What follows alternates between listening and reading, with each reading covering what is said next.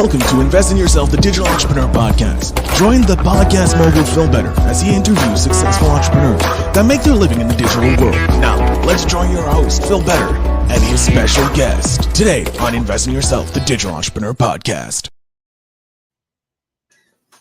Ladies and gentlemen, welcome back to Invest in Yourself, the Digital Entrepreneur Podcast. I'm, of course, your host with the most, Phil Better, and today I'm excited to speak to our guest today. They are currently the GM of direct brands at Venstata, which acquired Yesware in 2022, where our guest was the CEO, so he helped manage that sale. But before that, he helped build from scratch to 400 million annually Wayfair's B2B business, as well as help guide them through their launch as a publicly traded company. He has an MBA from Yale, a BS from the University of Illinois, and he's on his way to be the #1 endorsed person on LinkedIn for humor. So please put your hands together for our guest, Joel Stevenson. Joel, thank you so much for being on the show. Great to be here. Thanks for having me. Yeah, the BS comes important for the LinkedIn part too. So,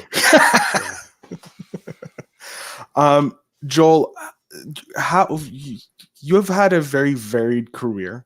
You've helped in sales. You helped build a whole division for a company. Could you introduce yourself? Give us a little bit more robust introduction. Yeah, I started my career in sales, and many moons ago with the idea that actually I was originally planning to be a finance major. I was a finance major, and I sort of got redirected by this guy that sort of argued that no matter what you do, you're in sales, and that's a good place to start a career if you don't have like a very strong point of view about something else you're going to do. So I did that, and that was great. And eventually, I worked in mostly technology, enterprise, software type organizations. Then .com happened. So it was sort of great up until that point. Ended up joining a couple of companies that were laying people off, and eventually sort of got the message that I should do something different, and went back and got my MBA with the idea of like trying to sort of reinvent myself from being more of a customer facing person to being more of a quantitative person. So I did that. And then I joined a sales consulting firm called ZS Associates for a while, and then ultimately ended up back in sort of the startup business with a supply chain company out of Chicago, which was pretty interesting for a while, but the business model had some issues. But the thing that did was that ultimately led me to this company called CSN Stores, which had 300, individual microsites selling, furniture and all kinds of other stuff, which later became Wayfair many years later. So you had a great 7.5-year run there. It eventually got a little bit too big for me. So I did a bunch of different jobs there, which was great. The last job I did was sort of an outgrowth of something that I started earlier, which is this B2B business that you mentioned earlier, which was awesome. But eventually the company just started to feel a little bit too big for me. And so I decided that I would instead go and try something new. So I took a little bit of time off. And one of the ways that we drove so much, such impressive numbers on the B2B side was we invested heavily in technology as applied to the sales productivity problem. And so that's kind of what, in a roundabout way, brought me to Yesware. We had an investor and a board member in common there. And that's kind of how that's kind of how I got to where I am. That's a huge journey in different roles, which probably gave you a great base to be the CEO of a company during a transition up to when it got sold. What is it like going through a sale? Like because you're going from a relatively, I don't want to say small brand because I'm not well aware of Yesware, but you have this company that you help grow and then it gets sold. What is that process like? Yeah, well, it was maybe slightly different for me in the sense that I was with the business, over 5 years at the point at which it got sold, but I wasn't the founder of the business. Mm-hmm. The co-founder and CTO is still in the business today, but the CEO left when I took over. We sort of had an orderly transition of power, if you will. And he went to start another company, which he recently sold to American Express. So he's been very successful, and he sort of sat on the board of Yesware as the chairman. So he sort of remained involved in the business, but from more of an arm's length. And so one of the things that ended up happening on the Yesware side was we're in a very competitive market. This market has had a tremendous amount of capital raised in it. I think between probably the people that I would consider our four closest competitors, I think have probably raised in excess of $1 billion at this point. Never mind the fact that Salesforce itself has a big footprint in this part of the market, and HubSpot. There's a lot of very well capitalized players that are in this market, and so we had gotten to a point where we were sort of self-sustaining, but not growing at a rate that that I thought was really going to land us as being one of the winners in the space. And so we started to pick our head up to sort of look around to say like, all right, well, what would be interesting combinations where this, I think very useful tech that we've built, like what would be a good home for that? And so we started to look around, and Vendasta was actually one of our customers. And so we knew them a little bit. They knew us. They had a roadmap that was what they do is they mostly go to market through agencies. So they have mostly digital agencies, but other folks that sell into large business, small and local business like newspapers, et cetera. And they've built a tech stack for small and local businesses to advertise and get their name out and manage their reputation, all these things. And agencies sort of deliver that in a, either a do it with me or a do it for me format to these small and local businesses. And so as part of that, they were building a more and more robust, you could call it CRM, CRM, ERP, like that type of functionality to allow an agency not only to sort of resell these products and also resell marketplace products, but actually to run their whole agency on this platform. And so they had a vision of CRM that was starting to expand that way. We had a vision of CRM that was actually trying to expand more into the core CRM sort of aspects. So today we integrate with Salesforce.com, and we're starting to move further and further downstream into contacts and accounts and ultimately opportunities. And so the roadmaps lined up nicely. And it seemed to me that this was an area where we could bring our tech into a very sort of specialized area, into a company that's got a lot of momentum with a very interesting sort of customer base. And we could, really do a, 1 + 1 = 3 type scenario. I like that. And was this an idea that you had, or was this when at the board that came together, or was it coming from Vendasta about the acquisition? Well, ultimately it was my call in consultation with the management team that the right thing for the business was to try to find somebody strategic that we could join forces with. And so the board agreed after I explained my point of view about why that was sort of the right thing to do. We weren't out of money. We had plenty of money. And we weren't really burning it at that point. So it was more a question about, how do we position the customer?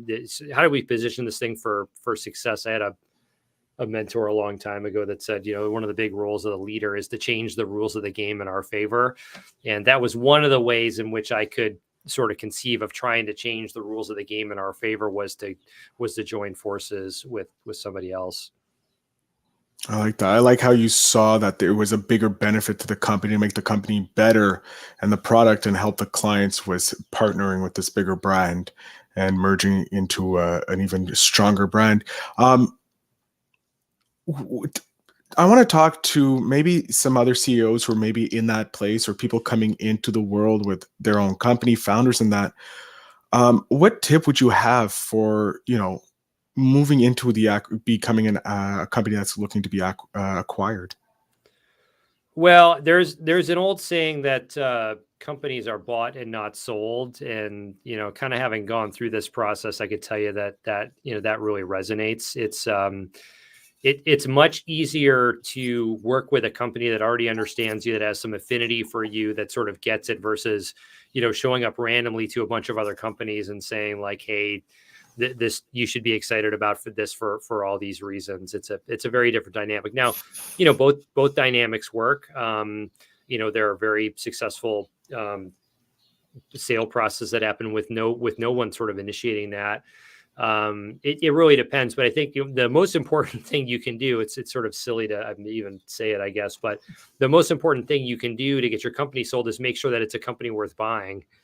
And so, so then I think some of the questions you have to ask yourself are like, well, what are the things that are appealing about this business? Is it the tech? Is it the people? Is it, strategic customer base? You can ask, and what are there things that we can do to make those even more attractive? And then what are the things that are not attractive? Like, what would stop somebody from buying this business? Like maybe no audited financial statements, maybe, rapidly running out of money, massive customer churn, poorly thought out, positioning or messaging. Like there's, there are a myriad set of things that could be that. And and so you can, some of those you can perhaps control, or you can sort of make steps to control. Others are very difficult and take a long time to sort of sort out.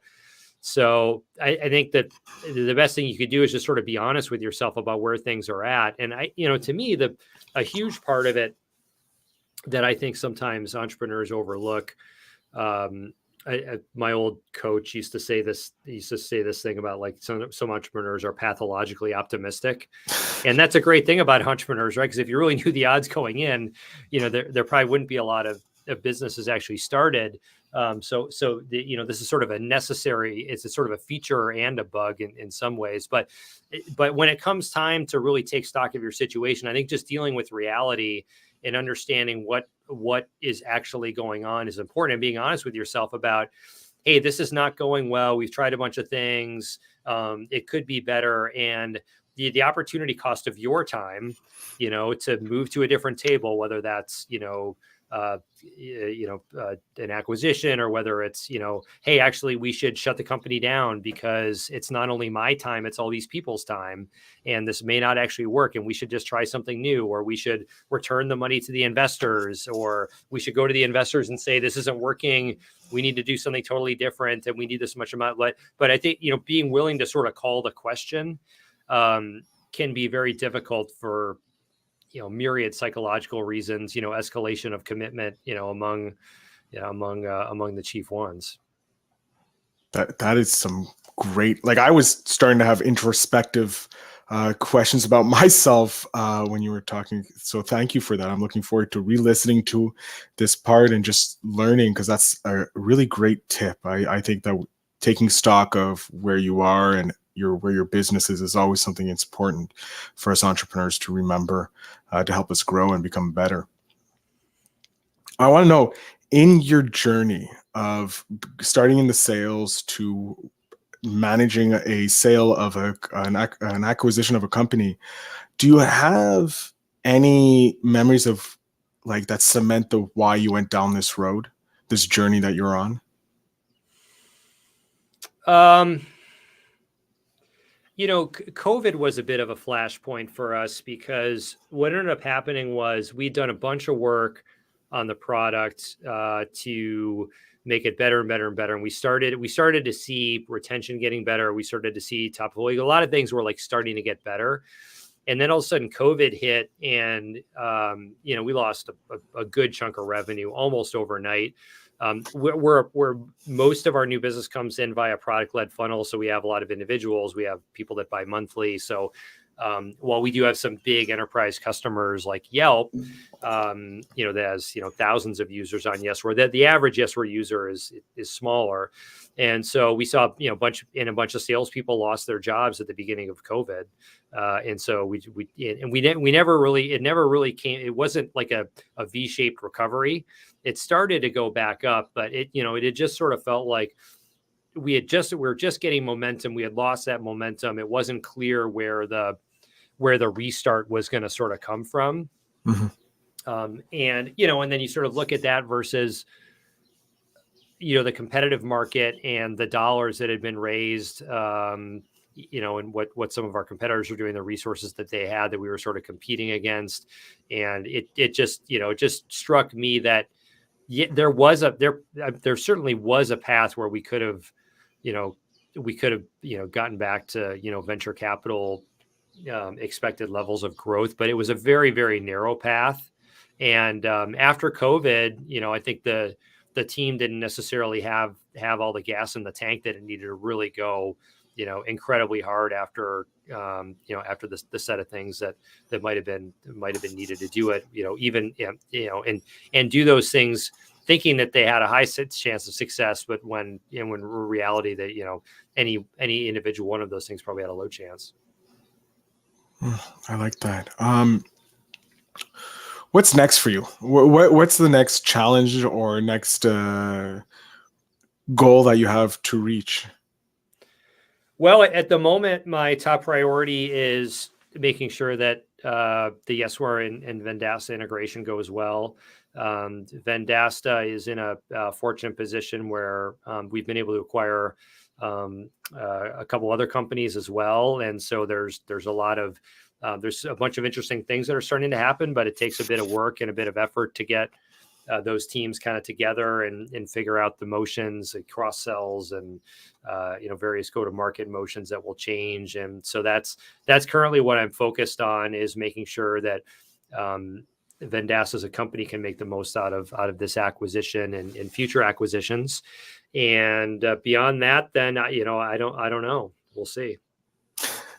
Do you have goals of starting your own company, or are you looking to move into maybe another CEO role? Yeah, I wish I had a better answer for that. I mean, I think depending on what the opportunity is for an existing company, I'd certainly I would take a look at it when the time is right. I think I increasingly lean towards starting my own business, in the sense that I think it's just a tremendous time for entrepreneurship. There's so much disruption that's happening, and all the a massive upsetting of the apple cart between what's going on with the economy, what's going on with AI now, and medicine and robotics and any number of other things. It just strikes me as like it's a pretty cool time to start a business, and you can do so much with a lot less capital and with a lot less people to start with, that I think you can sort of take things pretty far now, much further than you used to be able to before you had to get a bunch of other people involved. So that's pretty interesting to me. So we'll see when the time's right. I'll probably turn my attention to something like that. And when you do, please make sure you send me an email, because I would love to talk to you about that and growing that next business. Because if you were able to manage the acquisition and help Wayfair become a publicly traded company, like, I am so excited to see what kind of business that you're going to launch, and I know it's going to be a huge success. But I do want to talk. You mentioned, oh, did I just lose it? It was just there. Hate when I lose a question, but let's talk about AI. Do you see AI coming into your role and working within Vendasta, or using it in your role? Yeah, well, we've already integrated Chat GPT or OpenAI GPT-3 Turbo 3.5 Turbo. I don't know what it is. I think we were on 4, and then it was too slow, so we reverted back or something. But we're already. So one of the things that the core Vendasta platform does, it allows people to post on social, allows people to do review management, and so we have some tools now that allow you to quickly generate posts, to quickly generate responses, all of that stuff using these large language models, which is pretty neat and definitely a time saver. On the Yesware side, we don't have any explicit features that enable AI yet, but there's a lot that are kind of on the roadmap that we're talking about. There's for certain there are numerous sales applications of these large language models that you're starting to see people put them out, and we're tinkering with a few, and I imagine that we'll have something before the year is out that's pretty interesting in that area. Oh, I'm excited. So yes, you're again more than welcome to come back and talk to us about that. We're going to jump to the spark question of the show. From seek discomfort, it's to spark conversations with strangers because they are just simply friends you haven't met yet. So, Joel, what is something you've done that your future self will thank you?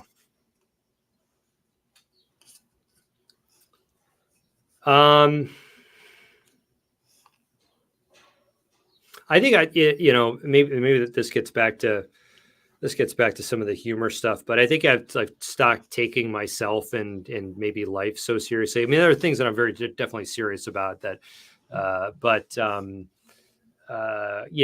had the benefit of spending more time with a mindfulness and meditation practice, and heard from a lot of good people on that. There's my old coach Jerry Colonna. He's got a book called Reboot, which is a great book, and starts to get into some of these comments, and that's been very freeing for me.